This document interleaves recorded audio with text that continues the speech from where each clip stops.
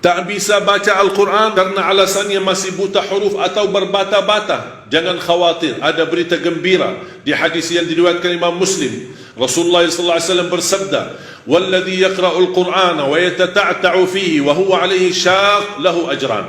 Barang siapa yang membaca Al-Quran dan dia mendapatkan kesusahan sambil berbata-bata dalam bacaannya, apa dapatnya? Apakah dosa karena berbata-bata? Kesulitan dalam membaca, apakah itu dosa? Kata Rasulullah SAW, tidak, itu dua pahala. Falahu ajran. Satu pahala karena dia mau membaca, satu lagi karena kesusahan dan kesulitan yang dia hadapi saat membaca. Mohon maaf, tidak bisa baca sama sekali. Alhamdulillah masih bisa simak, dengar. Sambil naik motor, sambil kita menjalani tugas di kantor, atau kita kemana saja pergi. Alhamdulillah sekarang fasilitas mudah. Dengan HP kita bisa kita dengar murattal. Sambil kita khatam 30 juz, walaupun tidak mengerti isinya, mendapatkan keberkahan. Satu ayat kalau kita jaga setiap habis salat fardu dan ketika mau tidur, sebagaimana bersabda Rasulullah SAW, "Man qara'a ayat al-kursi dubura kulli salatin laysa bainahu wa bainal jannati illa yamut." Barang siapa yang membaca ayat kursi setiap habis salat fardu, dijamin menjadi ahli surga. Cuba satu ayat saja menjaminkan kita masuk surga. Kira-kira gimana 30 juz Al-Quran?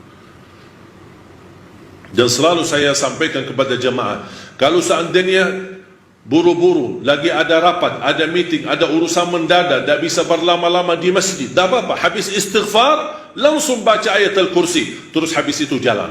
Terus gimana subhanallah walhamdulillah dan zikir-zikir yang lain, tak apa-apa, sambil jalan pulang bisa kita jalankan zikir itu. Asal jangan tinggalkan ayat kursi setiap habis salat, karena itu jaminan mendapatkan surga Allah Subhanahu wa ta'ala.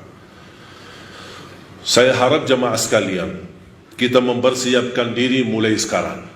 Jangan menunggu Ramadan yang datang, karena belum tentu bertemu Ramadan. Tidak ada yang punya jaminan punya umur sampai bulan suci Ramadan. Makanya saya harap, kalau tidak bisa satu juz dalam satu hari, minimal mulai harimu baca Al-Quran, tutupi harimu dengan membaca Al-Quran. Tunjukkan perubahan. Kalau anda ingin Allah rubahkan nasib kita, anda ingin Allah merubahkan rizkimu, Allah ingin merubahkan keadaanmu menjadi lebih baik, tunjukkan perubahannya kepada Allah Subhanahu wa ta'ala. Tunjukkan perubahan yang luar biasa, akan dapat anugerah yang luar biasa. Tapi jangan kita menjadi hamba biasa-biasa saja, tapi minta sama Allah yang luar biasa. Itu tidak adil. Oleh karena itu jemaah sekalian, mari kita minimal mulai harimu baca Quran semampunya. Satu ayat, dua ayat, satu halaman, apa yang anda mampu tunjukkan. Begitu habis subuh, sebelum beraktivitas, sebelum jalan ke kantor atau kemana, kita baca Al-Quran.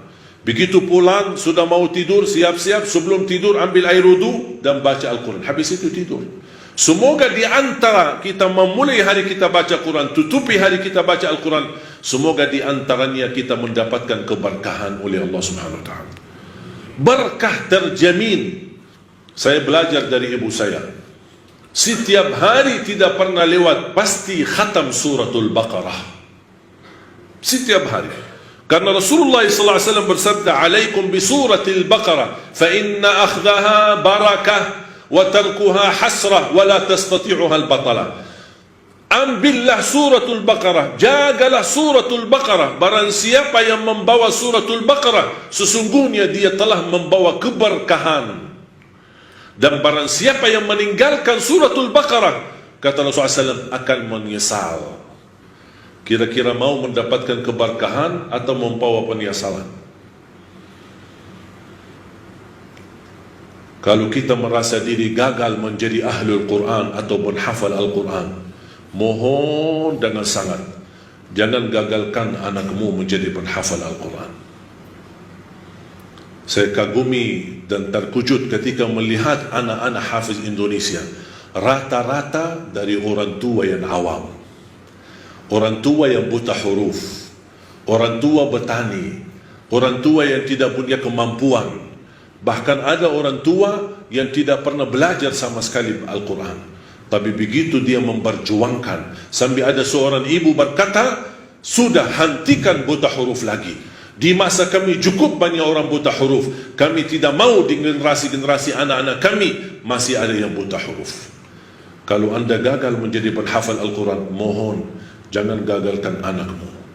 Kalau itu pun anakmu tidak berhasil menjadi penghafal Al-Quran, jangan gagalkan hartamu untuk mendukung dan membantu program Al-Quran dimanapun. Supaya apa? Datang di hari kiamat, kita berkata, ya Allah, mohon maaf, saya tidak bisa menghafal Al-Quran. Anakku pun tidak mampu menghafal Al-Quran. Ya Allah, jadikan hartaku, sedekah, zakat, infakku menjadi saksi baik untuk program Al-Quran. Mudah-mudahan kita mendapatkan orang-orang yang menilai atau mendapatkan syafaatnya Al-Quran di hari kiamat.